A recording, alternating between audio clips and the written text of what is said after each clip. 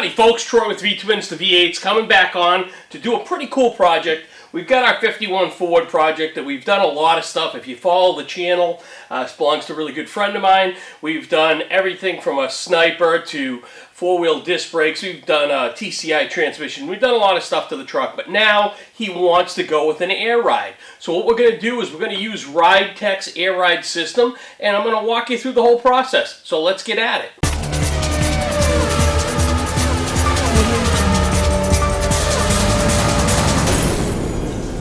So what I've done is I got my truck all set up on the lift, so we're ready to go. I've got all my stuff from Ridetech laid out, and I'll go through it with you.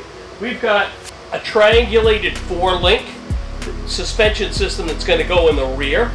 We've got an air tank, we've got air pumps, we've got all the lines, all the fittings, a set of airbag shocks for the front. We don't have our rears yet because we have to figure out where our ride height's going to be, and then we can measure that. Because we're changing the whole rear system, I didn't know there was a couple possibilities in size. When I talked to my tech guy at Ridetech, he said, why don't you get the thing jigged up and then let me know what you want for a height, and we'll go from there. So that's what we're doing there. I'm going to bring a camera over. I'll show you everything we got. Okay, so here we are. This is our triangulated 4-link system here. And as you can see, these are the instructions. This will give you a view of what it looks like. Basically, a triangulated 4-link is your bars are on an angle, and it makes it so you don't have to have a pan-hard bar that comes off the frame to the rear. Pan-hard bar, what happens is your rear end will walk from side to side depending upon how high or low you put it. So what we want to do is we want that rear end to stay exactly where it is. If you saw my video on the 67 Charger project, that was a triangulated 4-link on the back of that car too. Check out that video. So they give you everything here. There's some instructions, there's tons of bolts, brackets that go on the rear end, brackets that go on the frame, and then this is all adjustable, so we can get this dialed in exactly where we want it to be. Next we have our air tank, which is super cool. It's really, really light. And these are where all your valves go. You got a feed, and then you got all of your zones, front and rear. You got your pumps here. We've got all the hoses or lines we need. These are all of our fittings. This here, take this out. This here is our controller for all of our zones. And then we've got all this electrical stuff. This is a computerized system, whereas once we set this up, we've got a computer that actually controls our ride heights. We can preset how high we want it to be, how much we want it to move, things of that nature. So that's all of our wiring and everything is in there. And then over here on this side, this is what our shocks look like that are going to go on the front of the vehicle. You can see them here. This is designed to go on the front of this truck. This truck has got a Heights front end clip with rack and pinion steering and coilovers now. And then we've got an old style ladder bar type system in the back that's going to go when we put our other thing in. So we're going to get our vehicle up on the lift, and we're going to get at this. Get these huge tires off of here. Now I can raise the thing up. We can have a look at what this old style ladder bar type suspension looks like, and we're going to focus pretty much on just getting our rear end and our 4-link all set up in the back. That way there I can order the shocks.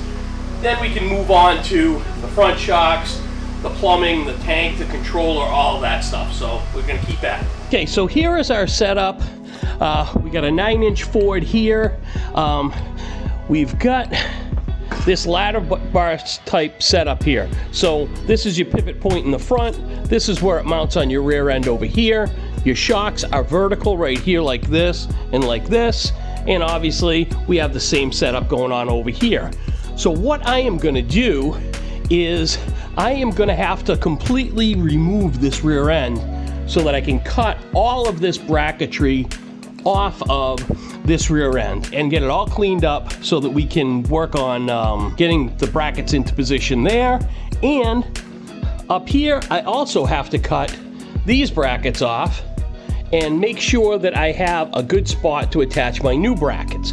So basically, really what's got to happen is this rear end's got to come out of the truck, and that's what we're going to do next. So what I think I'd like to do is just pop these calipers off, and we'll get some wire and we can hang them off to the side. That way there we don't have to break open the brake system. We'll do that on both sides. Same with the emergency brake cables. We won't have to deal with those. And then once that's done, we can take our drive shaft, which is perfect, as you can see our gap right here, and we can even take and tie that up, and then that way up into this frame area. That way there we don't have to worry about our transmission leaking. And when we go to refit our rear end, we just drop this down, set this on here, and then we can get our front to back all set. So we're gonna start taking some stuff apart, and I'll be checking in periodically. I'll let you know what's going on. Alrighty, folks. So we're back here. I've got my wheels off. I put my lug nuts back on to hold my rotors in place. I got my calipers off. I just tied them up here. That way there I don't have to break open the brake lines, mess with the emergency brake, and on all that. I get that done over here on this side too. And then I took my drive shaft. I left it in the transmission here, and I tied it up out of the way over here. Now, what I'm gonna do next is I'm gonna unbolt this rear end and drop it out of here. So we'll be taking the bolts off of the ladder bars up front, and the shocks off, this pan hard bar off, and get this rear end out of here. Okay, so I got my ladder bars off, I got my shocks disconnected, and my pan hard bars off.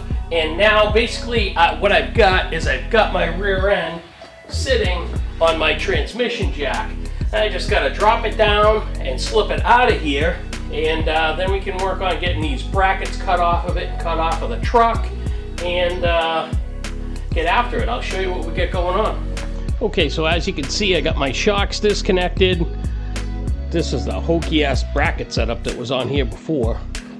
And now my rear end is free. It's sitting on this transmission jack. I got to take my two shocks out of here, and these brackets are going to come off of the frame, and we got to kind of figure out where this is going to go and how it's going to be. All right, so I got my rear end set up here on some stands to keep it nice and stable.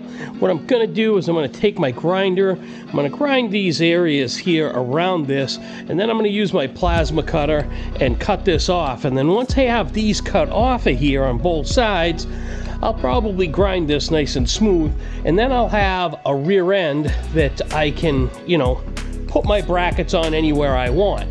Meanwhile, back in the truck, what I have going on here is I have these old brackets that I'm going to cut off on both sides, and by the looks of my trailing arms that I have that are going to go on, they're much shorter than these triangulated ones that we had.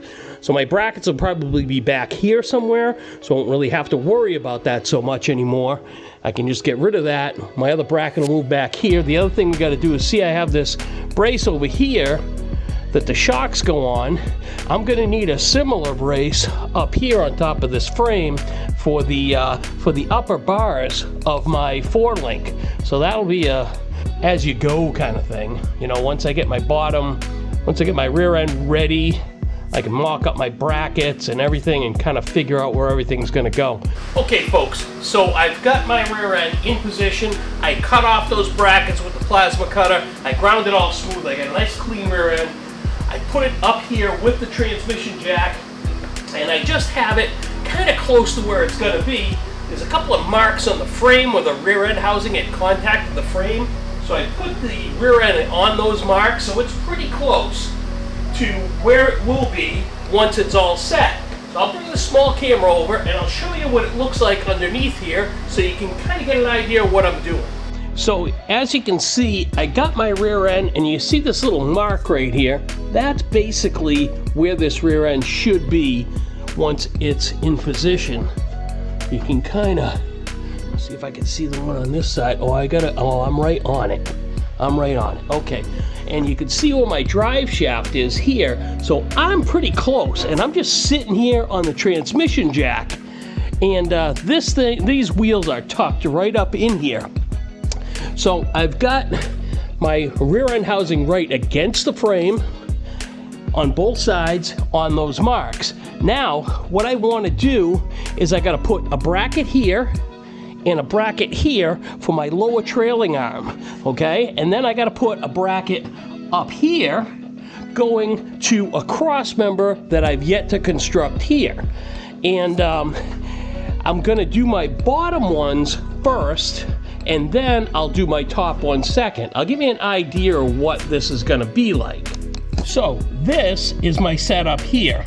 So these are going to go on the bottom of my rear end, like this, is going to go like over in this area somewhere, and then my trailing arm is going to come off of it, run over here, and then this is my trailing arm bracket. You can see here, that's going to mount over here somehow. I haven't really figured that out yet. And the bar goes in between. So, I mean, what I've got to do is kind of clean up this frame, make my brackets so they'll fit here, put my bars together, and kind of get my rear end exactly where I want it to be. And then at that point, I can weld these brackets, tack them there, and then I can work on whatever's going to happen up top on my upper brackets. So now I got it pretty much where I want it. I measured my side to side, and I put this tape here. It's a rudimentary measurement, but you know, it gives me, if this moves a little bit, I know I'm within, you know, 1/8 of an inch or so. And with my adjustable bars, I'll be able to move this rear end after I get everything welded. But right now I know where I want to be from left to right on both sides over here. And then the next thing I'm going to want to do is I'm going to want to pull a measurement off of my front wheel, the center of my front wheel to the center of this axle, so I know that I have my axle, my wheelbase length on both sides perfect. As you can see right here, my drive shaft looks pretty close. I mean, I'm not ready to like do anything with the drive shaft, but based upon my just setting this up here, this is looking pretty good. Here is my drive shaft. Here's my protractor on my drive shaft. I'm at 0. I am like dead nuts. I'm perfect. Got a nice even driveline angle. When I come over here, my relief out of the transmission's looking pretty darn good.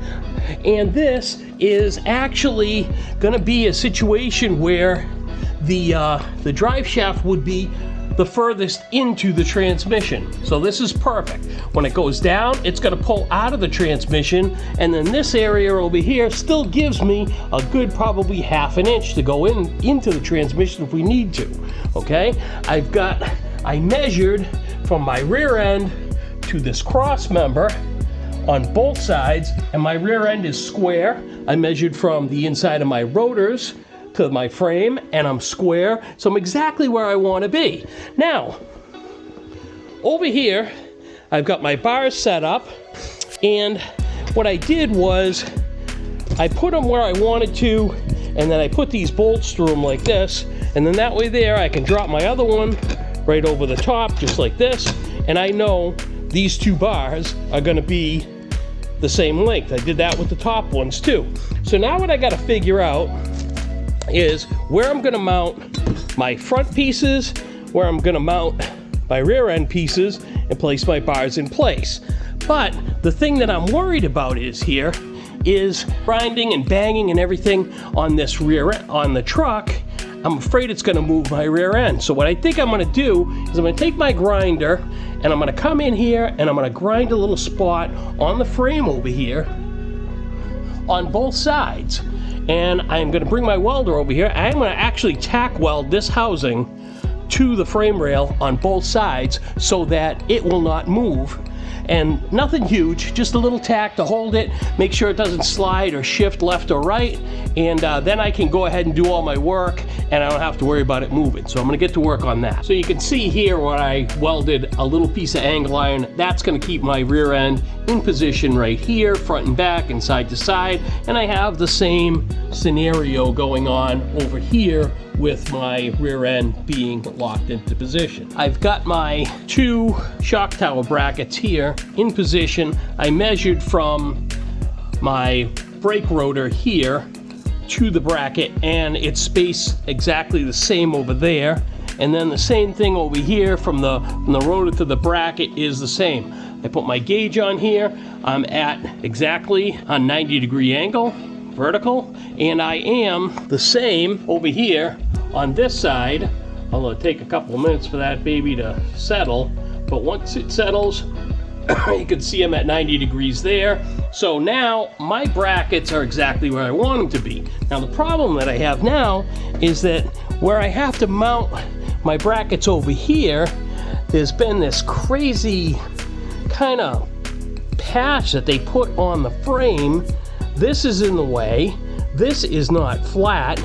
Neither is my other side over here. So I think what I'm gonna have to do is I'm gonna have to get a piece of steel and make a flat plate to mount my other bracket on here, so I got a proper mounting, a nice flat perpendicular mounting to get my 2 lower control arms on.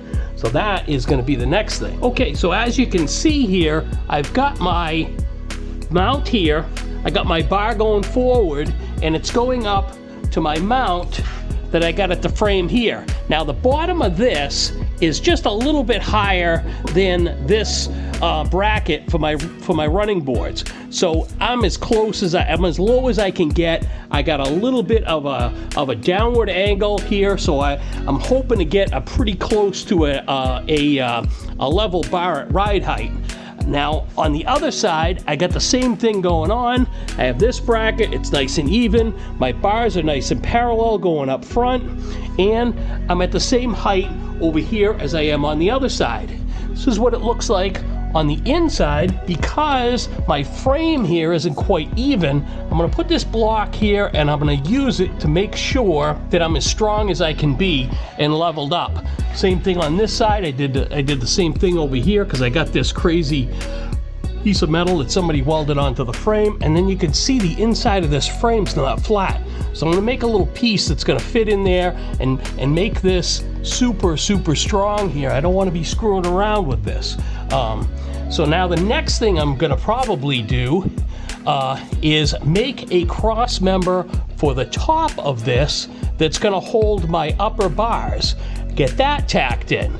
Then I should have a working rear end. Really, up and down should function, and then I can think about my shocks, which I ordered. Okay, so at this point I'm going to have to get some steel to make the cross member for the upper links. I'm going to go ahead and get that. I'm going to take this opportunity to shut off this particular episode, and I'll come back on in the next episode and we'll do the upper links and hopefully the shocks. They should be here any day. I just want to thank you for tuning in. Please like and subscribe and follow our project, and good luck on your project.